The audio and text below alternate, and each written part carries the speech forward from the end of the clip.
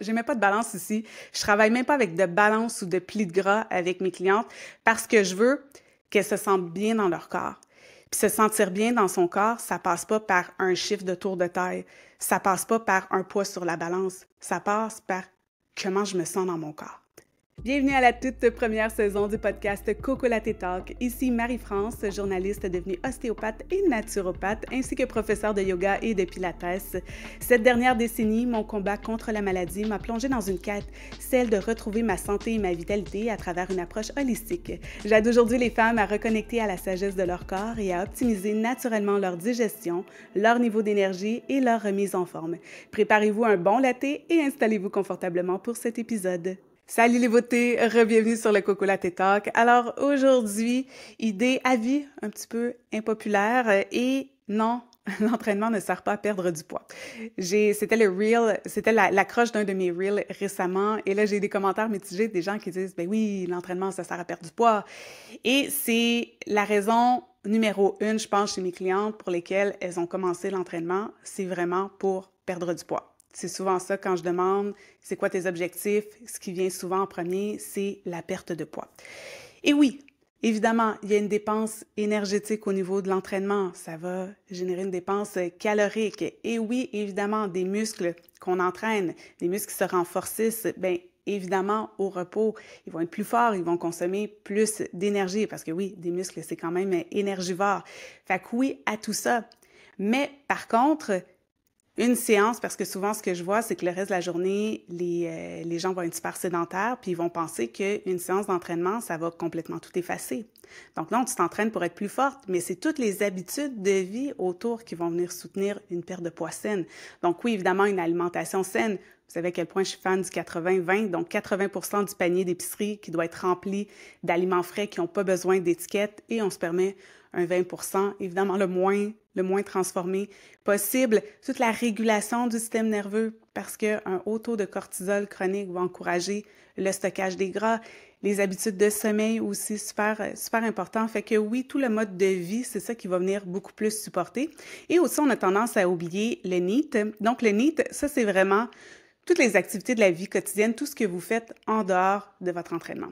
Et ça passe très lourd dans la balance. Donc, si vous allez vous défoncer en entraînement 1 heure par jour, mais que le reste de la journée, vous êtes complètement sédentaire, que vous bouffez de la crap, que vous êtes stressé à fond et que vous dormez pas bien, il n'y en aura pas de résultat sur la balance. Alors, c'est pour ça que je dis toujours, l'entraînement est là pour te rendre plus forte. Surtout en tant que femme. C'est tellement essentiel, je ne le répéterai jamais assez, en vieillissant avec la baisse des oestrogènes, d'avoir des muscles forts, c'est ce qui va prévenir l'ostéoporose. Donc ça, c'est super important.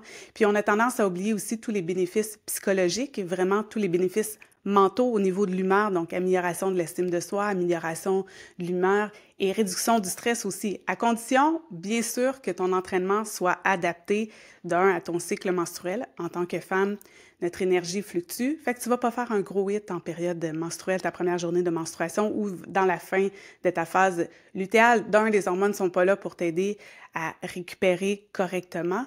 Et de deux, ça se peut que ton énergie soit pas au sommet. Également, si tu es ultra stressé, puis que tu dis, je vais aller dépenser mon énergie, mon stress, puis là, finalement, souvent les femmes me disent, là, je me lève, je fais ma journée, tout ça, j'arrive le soir, soit qu'elles n'ont pas d'énergie, puis que ça skip, ou sinon, elles se disent, OK, go, je l'ai fait.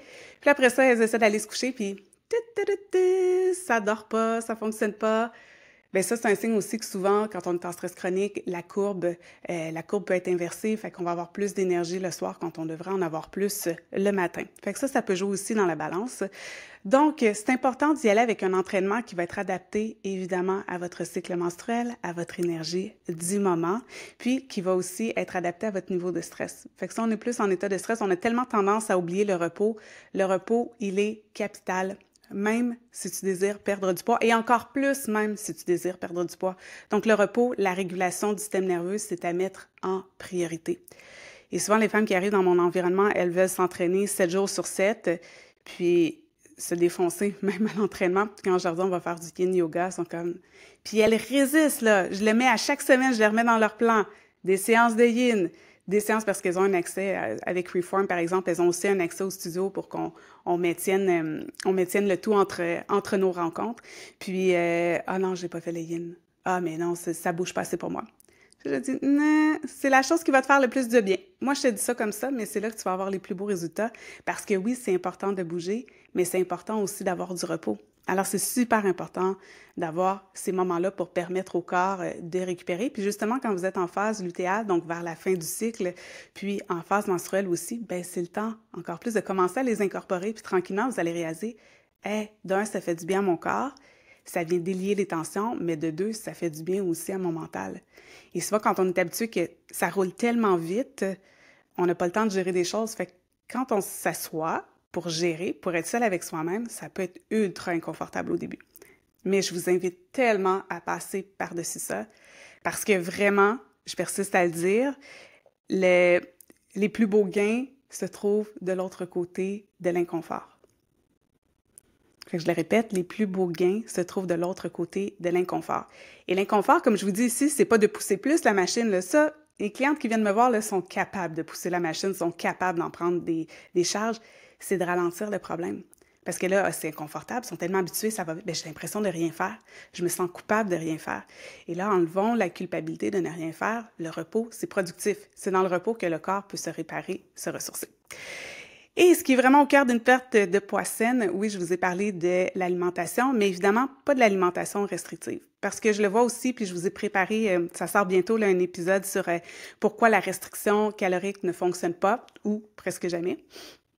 Et souvent, les femmes qui arrivent aussi dans mon univers, elles sont en restriction parce qu'elles se surentraînent, elles sont hyper stressées, elles n'ont pas les résultats. Fait que là, elles se disent, ben là, attends, qu'est-ce que je dois faire? Ben, c'est l'alimentation que je dois contrôler. Fait que j'ai des femmes qui sont ultra actives, ultra en shape, puis là, qu'elles réduisent les calories, puis je suis comme, mais comment tu fais même pour fonctionner au quotidien? Puis ils sont comme, ben oui, mais évidemment, je suis fatiguée, j'ai du brouillard mental, ma tête est pas toute là, j'ai commencé à me blesser, j'ai mal un petit peu partout dans le corps, donc l'inflammation, il y a un terrain d'inflammation là, qui commence à s'installer, l'inflammation systémique, ça, c'est jamais cool. Ça vient dérégler aussi toute la pyramide hormonale. Donc, votre corps a besoin de protéines de qualité, évidemment, de bons gras, de fibres. On laisse tomber les glucides simples, les sucres ajoutés pour vraiment avoir plutôt, oui, des glucides complexes, complets qui vont venir nous soutenir. Mais ça, c'est super important d'avoir de bons nutriments pour venir soutenir notre corps et en quantité suffisante.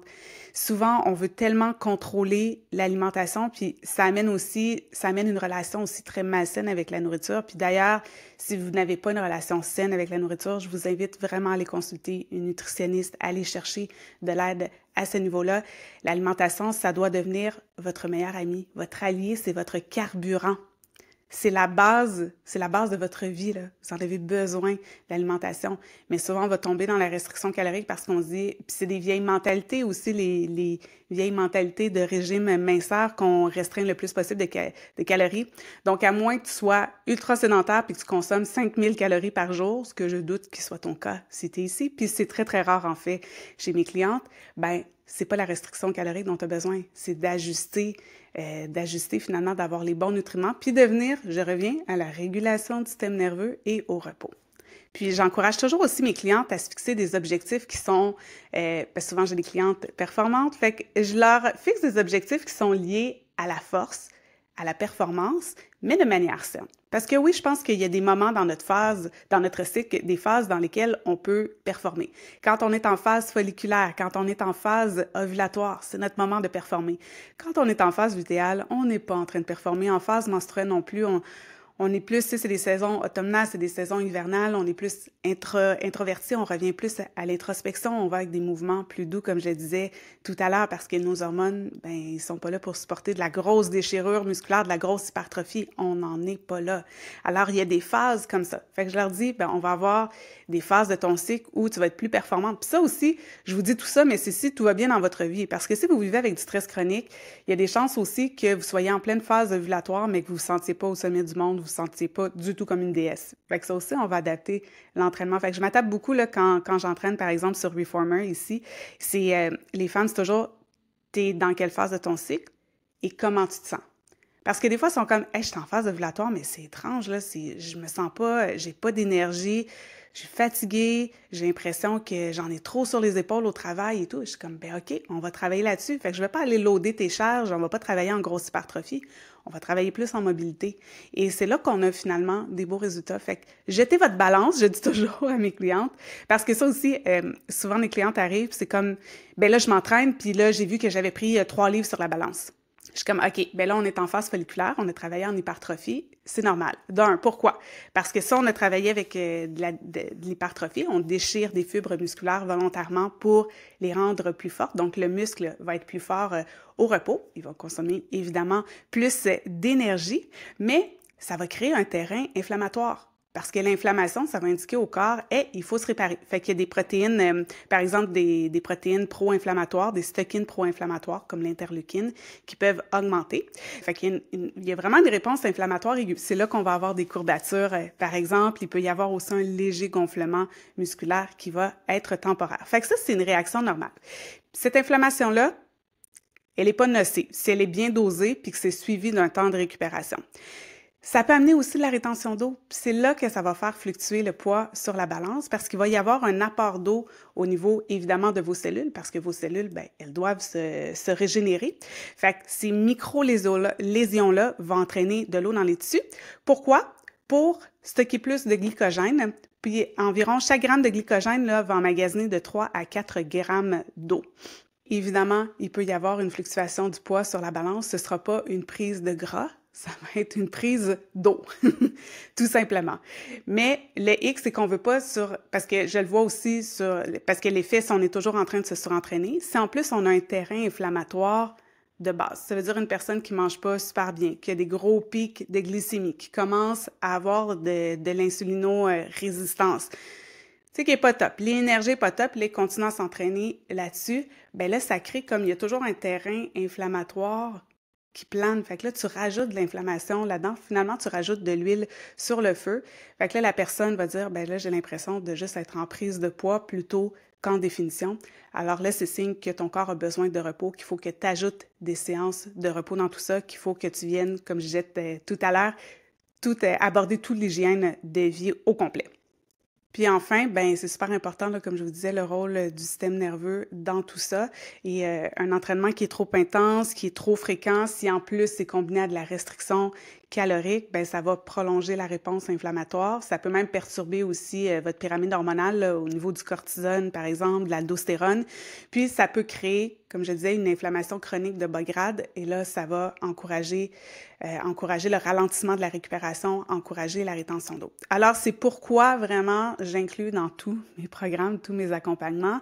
Vous allez m'entendre parler de ça jusqu'à la fin de mes jours, de la régulation du système nerveux.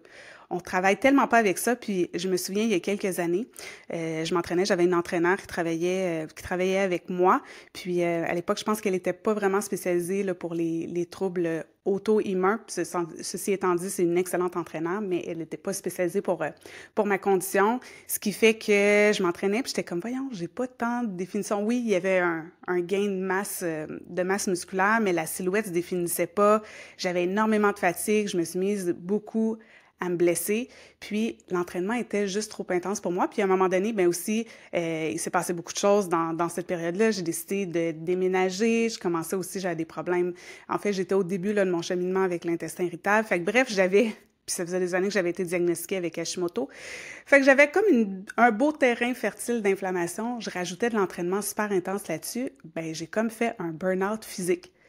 Je pouvais plus me lever le matin, j'avais plus de motivation, de rien, vraiment de gros symptômes. J'ai eu un gros flare-up au niveau de la maladie de Hashimoto, fait que je suis tombée vraiment rapidement en hypothyroïdie, puis c'était pas le fun du tout et ça a scrappé tous mes résultats.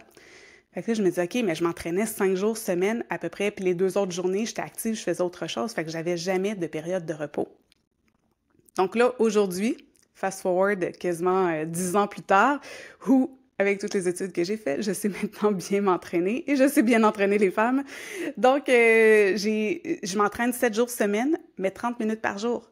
Puis, ça varie. Si je suis en phase folliculaire, par exemple, ben, je vais avoir 4 bonnes journées où je vais pousser un petit peu plus la machine, mais je vais avoir 3 journées où, par exemple, ben, ça va être du yoga. Ou par exemple, mon mouvement, ça va être de la marche rapide. Ou par exemple, ça va être un bon restauratif parce que j'ai besoin de ça. Fait qu'il y a toujours des phases de repos. Fait que je suis toujours en mouvement. J'aime ça parler plus de... Parce que souvent, on a l'impression que l'entraînement, il faut que ce soit en gym puis que tu te défonces, que tu te dépasses. Mais non, ton entraînement, d'être dans juste un vinyasa très doux, très lent, tu es dans une forme de mouvement.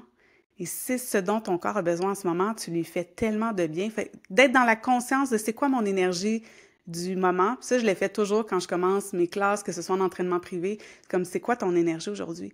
T'es où dans ton corps? Est-ce que parce que je dis, il y en a qui s'entraînent justement beaucoup, je suis comme si t'es encore raqué il y a 2-3 jours, là, c'est signe que tu as besoin de repos. Fait qu'on va y aller avec des charges un petit peu moins élevées, on va y aller un petit peu plus en mobilité. Donc, c'est important d'apprendre à travailler avec votre énergie du moment, d'être dans la conscience du mouvement, de ce que votre corps veut. Parce que l'entraînement, c'est pas une punition. L'alimentation, c'est pas une punition. Tout ça, ça doit venir soutenir votre corps, soutenir votre énergie. Donc, si vous n'avez pas les résultats que vous désirez, si vous avez l'inverse des résultats que vous désirez, c'est qu'à quelque part, vous faites pas bien quelque chose. Fait que c'est là que c'est important d'aller engager des professionnels pour vous aider dans tout ça. Alors bref, oui, je le répéterai jamais assez, l'entraînement est là pour vous rendre plus forte, mais c'est tout le mode de vie autour qui va venir supporter une perte de poids saine. Puis arrêtez de penser à un chiffre sur la balance. OK, je vais être heureuse quand je vais atteindre tel chiffre. Tu pourras avoir 2 personnes qui pèsent absolument la même chose. Tu les mets chacun sur la balance, puis en apparence, tu sais, tout a l'air beau. Mais après ça, quand tu creuses, il y en a une, elle a des troubles métaboliques, elle a du gras viscéral, etc. Fait que ça veut rien dire. Il y en a une que ça va être le même poids, mais elle va avoir plus de masse musculaire, par exemple. C'est ce qu'on veut, plus de masse maigre. Fait que ça veut rien dire le poids sur la balance. Fait que détruisez votre balance à coups de hache. Ça va vous faire de masse peut-être plus. En tout cas, choisissez votre niveau de violence envers votre balance. Je mets pas de balance ici. Je travaille même pas avec de balance ou de plis de gras avec mes clientes parce que je veux qu'elles se sentent bien dans leur corps. Puis se sentir bien dans son corps, ça passe pas par un chiffre de tour de taille. Ça passe pas par un poids sur la balance. Ça passe par comment je me sens dans mon corps. Comment mon niveau de confiance, mon niveau d'énergie. Parce que souvent, la première chose que les femmes vont me dire, c'est pas comme « Hey, j'ai perdu du poids, tout ça ». La première chose qu'elles vont me dire, elles vont faire « Wow, j'ai plus mon coup de barre d'après-midi, j'ai de l'énergie, j'ai plus mon brouillard mental ». Puis après ça, elles vont me dire « Ah, by the way, j'ai désenflé. Tu sais, le soir, là, j'ai plus d'affaires à déboutonner mes jeans. Ça va bien. Tu sais, je trouve que j'ai le visage moins bouffi. Hey, c'est vraiment chouette. » Fait que ça, c'est en deuxième. Fait que vous réalisez que la première chose qu'elles vont me dire, c'est que j'ai plus d'énergie, plus de vitalité. Fait que moi, c'est comme ça que je travaille. J'aime pas ça. Puis tu sais, je travaille pas non plus, j'entraîne pas des filles de fitness. Fait que je travaille vraiment plutôt avec comment je veux soutenir un haut niveau de vitalité parce qu'encore une fois, je travaille souvent avec des femmes de haute performance qui en exigent beaucoup. Qui s'en exigent beaucoup à elles-mêmes, puis j'adore travailler avec... J'aime mieux travailler avec des clientes que je dois freiner qu'avec des clientes que je dois tirer. Ça, je le répète souvent, mais voilà. Fait que si vous êtes sur la Rive-Sud de Montréal et que vous avez envie de travailler sur Reformer, ben j'ai quelques places ouvertes là, en ce moment pour le programme Reform, donc juste avant l'été, parce que je sais que l'été, on est peut-être un peu moins porté à venir s'entraîner à l'intérieur, mais juste avant l'été, là, j'ai quelques places, fait que ça me fera plaisir de vous aiguiller dans votre remise en forme, de vous rendre plus forte et surtout de vous aider à vous sentir bien dans votre peau. Alors sur ce, on se retrouve la semaine prochaine. Je ne suis pas médecin, je ne propose donc pas de diagnostic ou de plan de traitement. Je ne corrige pas non plus de déficiences de la santé. Les informations contenues dans ce podcast sont uniquement à visée éducative. Consultez toujours d'abord votre médecin pour toute question relative à votre santé.